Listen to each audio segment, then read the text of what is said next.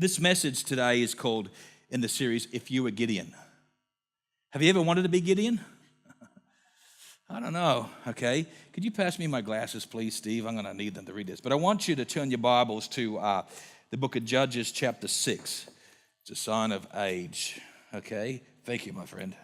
Thank you for not putting your fingers on the lenses. That's the worst thing when someone passes you the glasses. They put their thumb right on that lens, and then you'd be like, oh, my goodness, there's a big thumbprint there. But Steve did not do that. He is well trained.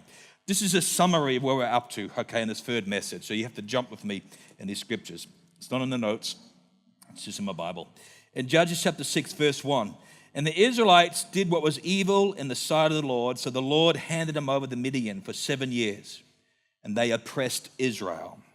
In verse 2, and it says, and the Israelites cried out to God. And then in verse 11, and the angel of the Lord came, verse 12, and the angel of the Lord appeared to Gideon and said, the Lord is with you, mighty warrior. You know, in your darkest moments, you've got to be able to hear God speak. In the darkest moment of the oppression of 7 years of these ungodly people, which was a result of their own people's ungodliness, in your darkest moment, in the darkest place, if you listen, you'll hear God's voice. Verse 13 says, and the angel of the Lord appeared to him and said, the Lord is with you, Gideon. Verse 14, and Gideon said to the angel, please, sir, if the Lord is with us, why has all this happened?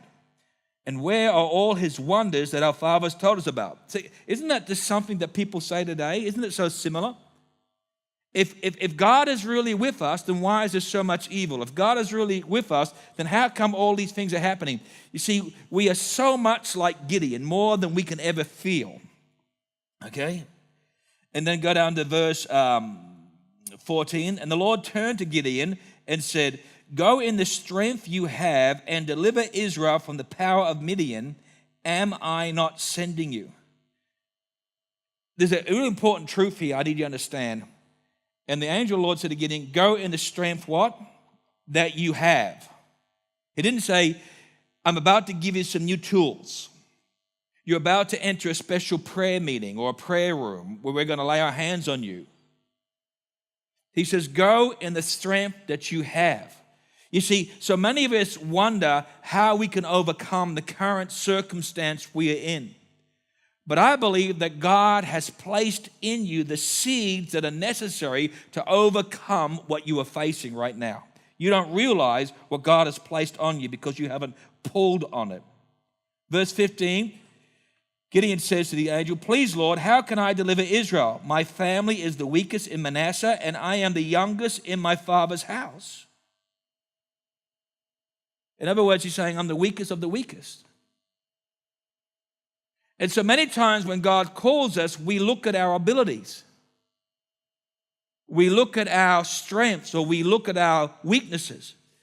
But when God calls you, he's not calling you according to what you have or don't have. When God called the disciples, they weren't in the elite schools in Jerusalem. They're in a region where they said, could anything good come out of there? And then verse 17, Gideon says, if I have found favor in your sight, give me a sign. Come on, tell me, is that not so much like we are? Give me a sign, okay? And the angel of God said to him in verse 20, take the meat, this is a sacrifice, and the unleavened bread, and put it on the stone and pour the broth on it to make sure it's wet and soaking. Verse 21, and the angel of the Lord extended a tip of his staff that was in his hand, and he touched the meat and the unleavened bread, and fire came up from the rock and consumed the meat and the unleavened bread. That was a sign. Then we jump over to 25. It says, on that very night, the Lord said to Gideon, take your father's young bull and a second bull, 7 years old, which is also his father's, okay? Tear down the altar of Baal that belongs to your father and cut down the Asherah pole beside it. It was common practice that a home or a family or city in the highest place of their land or position would have an altar of sacrifice, which they'd do to foreign gods, which is what Gideon's father was doing. And an Asherah pole, okay, it could be a tree, it could be a pole, it could be carved or not carved. Asherah was the god of fertility, which they prayed over their flocks and their crops and for the blessings. But they went side by side, which was pagan, which is part of the Moabites practice that they had taken into their own areas. And in this household that Gideon was, God saying, I want you to take one beast, okay, which will be used to pull down the pole, and another beast, which will be the sacrifice to 7 years old. It comes from your dad's livelihood. Go and do it. So it says here, and he says, Paul beside it, verse 26, he said, then build a well-constructed altar to the Lord your God on top of this rock. Take the second bull, that's a 7-year-old bull, and offer it as a burnt offering with the wood of the Asherah pole you cut down. Use that timber as firewood. So Gideon took 10 of his male servants and did as the Lord had told him. But because he was too afraid of his father's household and the men of the city to do it in the daytime, he did it at night. You know, I still admire the guy for doing it. You know, he might be fearful in the daytime, but I think he has every right to be fearful because these guys wanted to kill him. I mean, we can be so cynical or critical of Gideon, but let me tell you, you haven't got people literally who want to kill you like Israelites seen here in the city. It says in verse 28, when the men of the city got up in the morning, they found Baal's altar torn down, the Asherah pole beside it cut down, and the second bull offered up on the altar that had been built. And they said to each other, who did this? And they made a thorough investigation. They said, Gideon, son of Joash, did it. Then the men of the city said to Joash, bring your son, he must die, because he tore down Baal's altar and cut down the Asherah pole beside it. But Joash, this is Gideon's father, said to all who stood against him, would you plead Baal's case for him? Would you save him? Whoever pleads his case will be put to death by morning. If Baal is a god, let him plead his own case because someone tore down his altar. And that day Gideon's father called him Jerubbaal, saying, let Baal plead his case with him because he tore down the altar. So at that place, Joash, the father of Gideon, changed Gideon's name to Jerubbaal, meaning let Baal deal with him. Not you men of the city, not me, but let Baal deal with him. God is all powerful. Let him slay him. Let him deal with him. Verse 34 says, and the Spirit of the Lord took control of Gideon, and he blew the ram's horn. In verse 36, and Gideon said to God, if you will deliver Israel by my hand, as you said, I'll put a fleece of wool here on the threshing floor. If dew is on the fleece and all the ground is dry, I'll know that you will deliver Israel by my strength, as you said. And that is exactly what happened. In verse 39, Gideon said to God, don't be angry with me, but let me speak once more. Please allow me to make one more test with the fleece. Let it remain dry and the dew be all over the ground. Verse 40 says, and that night God did as Gideon requested. In chapter 7, verse 1, Jerubbaal, that is Gideon, and everyone who was with him got up early and camped beside the spring of Harad. The camp of Midian was north to them, below the hill of Moreh in the valley. And the Lord said to Gideon, you have too many people for me to hand the Midianites over to you, or else Israel might brag, I did it myself. See, if you can work out how it happened, okay, God wasn't in it. But if you can't figure how it happened, then you know God was in it. Now announce in the presence of the people, whoever is fearful and trembling can turn back and leave Mount Gilead. So 22,000 of the people turned back, but 10,000 remained. Remember, the Moabite army is 135,000 plus camels. He only has something like, what has he got here? He's got like 32,000 men, which is already small.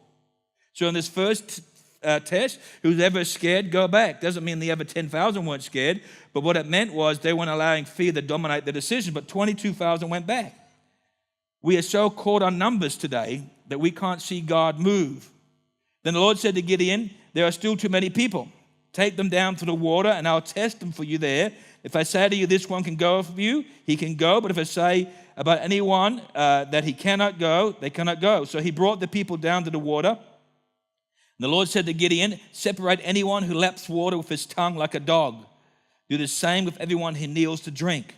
And the number of those who lapped with their hands to their mouths was 300 men, and all the rest of the people knelt to drink water. And the Lord said to Gideon, I will deliver you with 300 men who lapped, and hand the Midianites over to you. But everyone else is to go home. So Gideon sent all the Israelites to the tents, but kept the 300 who took the people's provisions and the trumpets. The camp of Midian was below them in the valley.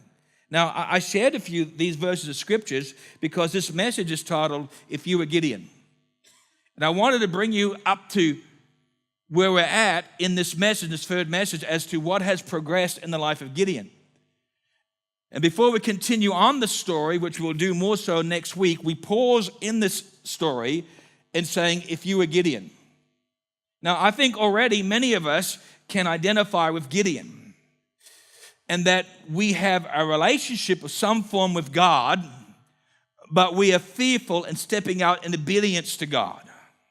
That the demands of this world is so pressuring us that even though we don't agree with what the world is saying, we're too scared to say something. Now, I know that Gideon's father, and I know that Gideon didn't agree with offering sacrifice to another god and didn't agree about the Asherah poles, but they're fearful of men. Now, I know today, that the church and the believers are under tremendous pressure.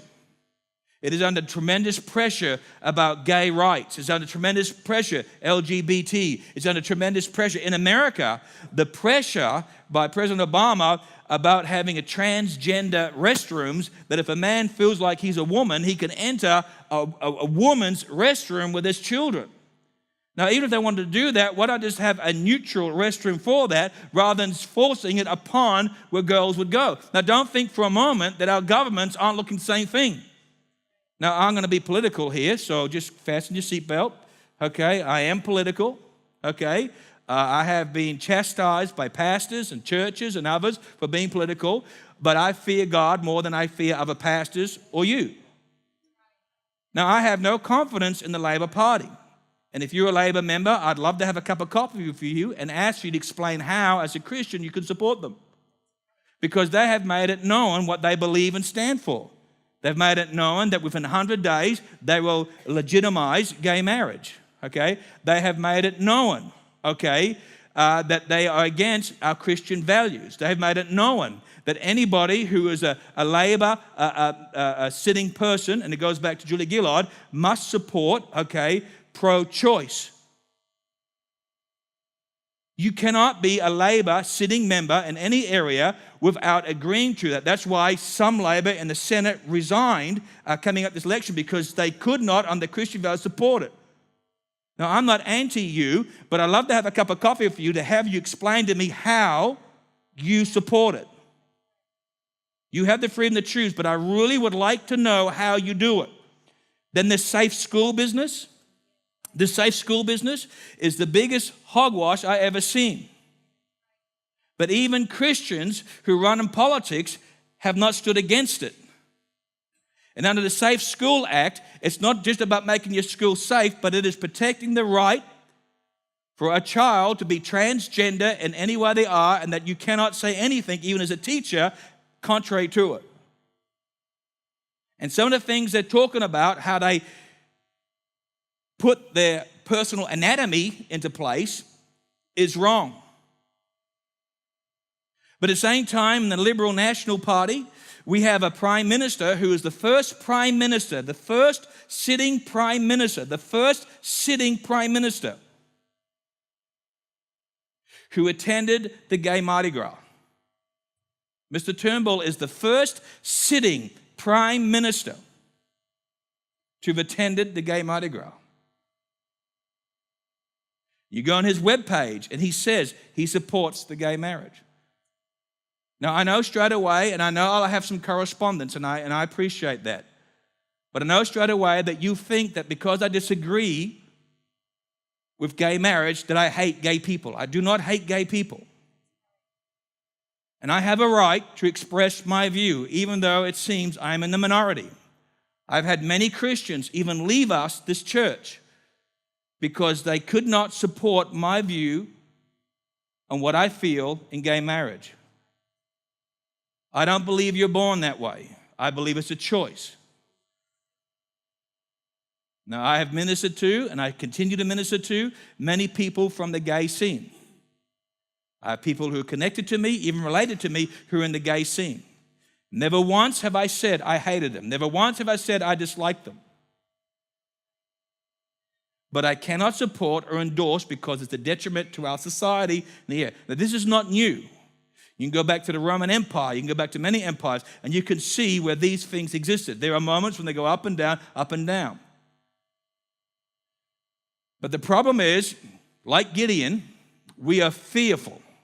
Now, I don't condone violence, and I don't believe that we should be going out threatening or killing. I don't support pro-life people who go out and kill pro-choice people. I don't support that. I'm not someone who supports violence. The Bible says, make every effort to live at peace with one another. But I cannot remain silent. I cannot say that because I'm a pastor, I'm going to do it. Now, I imagine in years to come, if everything works out the way it is, people like me will face legal challenges. And that's something I understand and something that I want to be able to face and deal with. And that's why I'm telling you that numbers does not mean, okay, you are on the path or not on the path.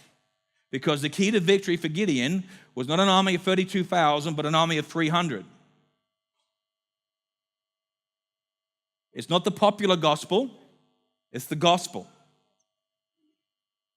This is something that's very real to me in my heart. It affects me personally and also as a minister. And that's why I get concerned with the way things are.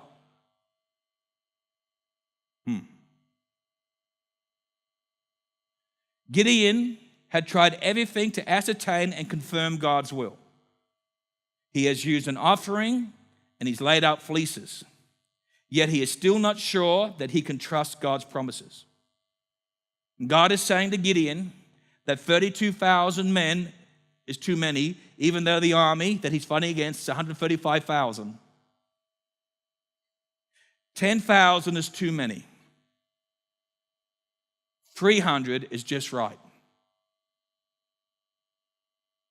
The God who created the universe could have spoken just one word and the entire Midianites' army would come to dust. In fact, when you see what God did do to Midianites' army, Gideon didn't do anything. God brought confusion, they killed each other. The Midianites were not God's problem. LGBT is not God's problem. The ungodliness in our government is not the problem that God faces. It's those who say that we are His children who lack faith. That's the problem. God wanted His people, few in number, to take a stand in love, and be committed to what we believe. Unbelievers are never a problem for God. He's not in heaven going like, oh my goodness, I just don't know what I'm going to do with Australia. But God anguishes over His people and longs for them to love Him and trust Him despite what's happening. God yearns for a people who will place their complete and absolute trust in His promises no matter what. God has this longing for each and every one of us. God can destroy our enemies with a snap of His fingers. But it's so much harder for God to overcome the dullness of our hearts because He's given us a freedom to choose. God can answer all our prayers and meet all our needs with a single word. But the problem of our lack of faith is much harder to solve. God has given us free will, and He does not violate and He will not trample over our freedom. So we must learn to trust God and obey Him daily as we experience His love and grace. Our growth and our character mean far more to God than the obstacles and the battles we face. Your growth and your character during these times means so much more to God than the obstacles that seem to be surrounding us.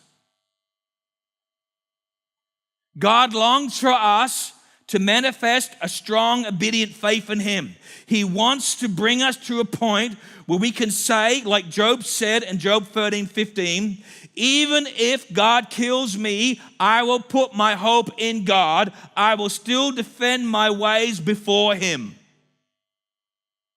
Even if God does not rescue me, even if God does not deliver me, it will not change my mind about you. We saw that with Shadrach, Meshach, and Abednego. If we perish, we perish. We saw that with Esther for such a time as this. All these great men and great women that we read about were men and women who put their life on the line, and it doesn't mean that God miraculously saved every one of them. Stephen still died by being stoned, and he looked up and he saw God's glory.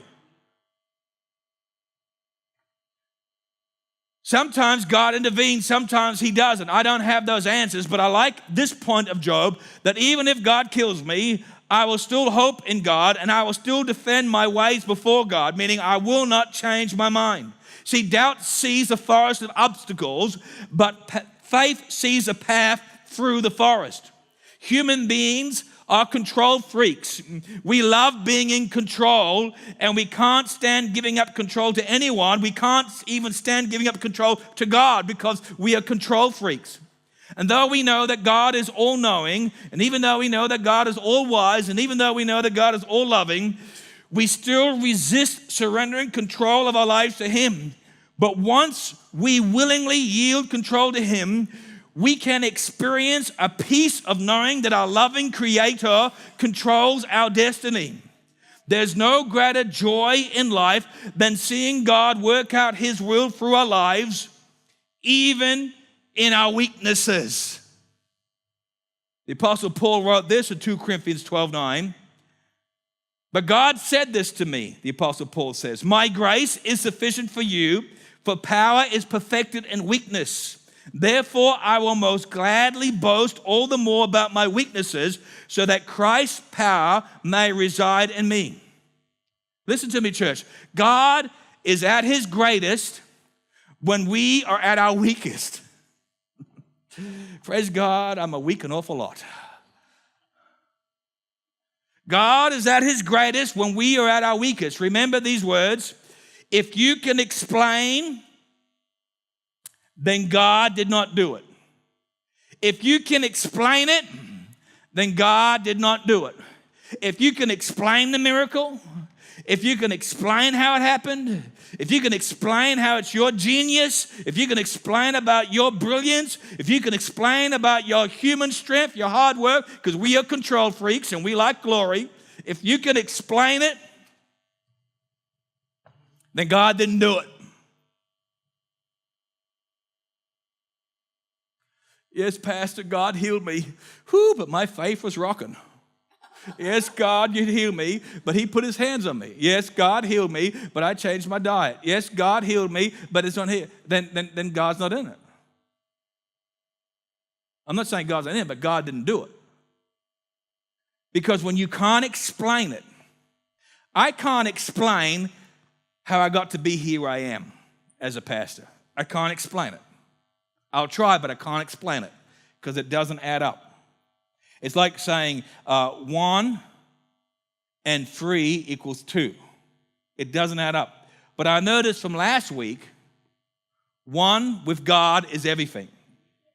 I can't explain how my wife fell pregnant with Josiah 25 years ago. The doctors can't explain it. It was medically impossible. We have records this high. And they told us it's impossible. But God did it. I can't explain a lot of things. But I love the things I can't explain because that means God did it. But we like to tell people God did it, but He had my help.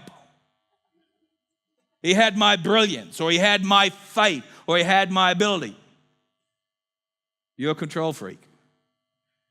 I imagine that Gideon experienced doubt and anxiety as he whittled his army down from 32,000 to 300 in obedience to the word of God. Now I'm going to tell you something.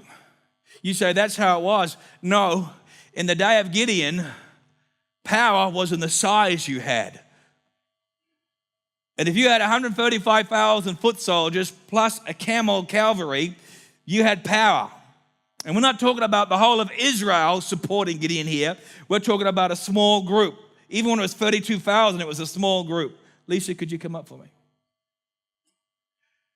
The important thing is not that God whittled Gideon's army from 32,000 down to 300. That's what's important. What's important is that Gideon obeyed. Gideon obeyed. He may have had questions, and who on earth wouldn't, but he obeyed anyway. I have no doubt he had questions. I have questions all the time. How will we do this building? How will we get here? How will the finances come in? How will this happen? He may have wondered how God was going to prevail against overwhelming odds, but he obeyed anyway. His emotions were churning, and he had to push thoughts of defeat and slaughter continuously out of his mind. But he obeyed. Gideon did not act on an emotion. He did not act on his doubts. He acted on his faith, and he acted in obedience. One of the first things that God did was to remove all the doubters, the fearful, and the faint-hearted from Gideon's ranks and send them home. That's what he did. Everyone who's fearful, go. 22,000 went. Fear and doubt are contagious. And God removed the cowards from Gideon's army before their pessimism could go viral. You know, at times, God will remove the negative from around you. And you'll be going, God, why? But God says, I need you to enter into a new battle realm, and I need to remove the negative. I need to remove the pessimists. I need to remove those whose identity is in their ministry, who's in their works or in their abilities or in their skills, rather than in Christ. God took only the faithful few into a battle. He still works the same today. It's a faithful few. This doesn't mean that the remaining few were without fear. I don't doubt for a moment that Gideon and his 300 had fears. Of course they had fears. They would have had butterflies in their stomachs. Their knees would have been knocking. Just because you have fear doesn't mean you don't have God in your life. But the key is learning how to manage your emotions through faith. Don't allow your emotions to manage you, but you learn to manage your emotions through faith. That's why I love Hebrews 6:19. It says hope, okay, which Romans 5:5 says, hope does not disappoint, undo God's appointment. That's what disappoint means, undo appointment. But hope is an anchor, it means holds in place, for the soul, which is our emotions. You're made up of a body, soul, and a spirit. The body, this outside crust, is your taste, touch, sight, hear, smell. Your spirit, okay, is what makes us different from animals. Animals have been worshipped, but animals never worship. Hello. Animals have been worshipped, but animals never worship. Animals have been the object of our worship, but animals never worship. That's what separates us. We are not an animal. Your great-great-great-uncle is not an orangutan, okay? No matter how close the resemblance is, okay? But you're not. It's not. You're not, okay? You are created in God's image, and that image is not talking about this crusty shell. It's the spirit that is God's image, because this thing goes and the spirit lives. That's what makes us in his image. Now, our soul is always in the middle. If you're not walking with God, then it is the body that comes first. Taste, touch, sight, hear, smell. The spirit's last. If you're a Christian, the spirit's meant to be first. I will be in the house of God. I will be in fellowship. I will be disciplined. I will be committed. Although lots of Christians still turn it the other way around. But the soul is always in the middle. That's your emotions, your feelings. And that's why Hebrews 6:19 says, now hope, which doesn't disappoint, is hope in God, is an anchor, holds its place for our soul, our emotions. That's what Gideon had to do. It wasn't that he didn't have emotion, but he had to call on faith that anchors you in place, that you can anchor in on your trust in God and not in fear of the enemy, or in Gideon's case, the Midianites. That we can commit ourselves in obedience to God regardless of our emotions. People aren't in church today because they're emotional about their sickness, or they're emotional about a strained relationship, or they're emotional about feeling tired, or they're emotional about out of sorts with someone. They're emotional because of this or this or this or this. The emotions are everywhere. Everyone's a victim. Let me tell you, friends, you're either a victor or a victim. You're either a victor or a victim. You're one V or another. A victim or a victor.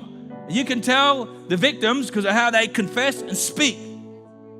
But a victor says, it doesn't matter you don't talk to me. I'm still in God's house. It doesn't matter that you disagree with me. I'm still in God's house. It doesn't matter that we can agree to disagree. I'm still in God's house. It doesn't matter what's happening in my finances. I'm still in God's house. I broke up with my girlfriend, so I'm not in church. But my wife's got a headache, so I can't go to church without my wife. Oh, I can't go here, I can't go here. You're a victim. And God's called you to be a victor. Gideon and his 300 were right where God wanted them to be, following God into battle. Let me repeat, everyone has fear in the face of danger. Don't ever think that's not. I've read biographies of some of the greatest war heroes.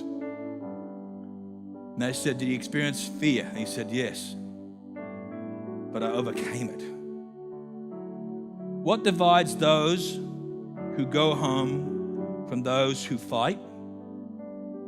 What divides those who don't come as to those who do? Choice. Choice. It's not sickness. It's not doubling appointments. It's choice. Those who went home in the army of Gideon were those who allowed their fears to govern their actions. And those who stayed with Gideon, the 300, allowed faith to govern their fears. Will you allow faith to govern your fears? I'm not saying you don't have emotion. You have to have emotion. Otherwise, you're a machine and you're no good to anybody. You have to have emotion. That's normal. But the key I'm asking is this. Can you rise up above your emotion? Can you rise up above the circumstances that affect you? Can you rise up above? Can you do greater things? Can you move in that area? Thanks, Bill. Can you do that? Because that's the key. You can't say, I'm no longer going to have emotions. You'll be a terrible person to relate to. A terrible person. A rotten person. Emotions are beautiful. It's passion, sympathy, grace, love, hunger, intensity, righteous anger. These are good. But you don't allow emotions to govern you. You realize that your emotions are subject to the Word. And the Word says, if you love me, you'll obey me. If you love me, you'll obey me.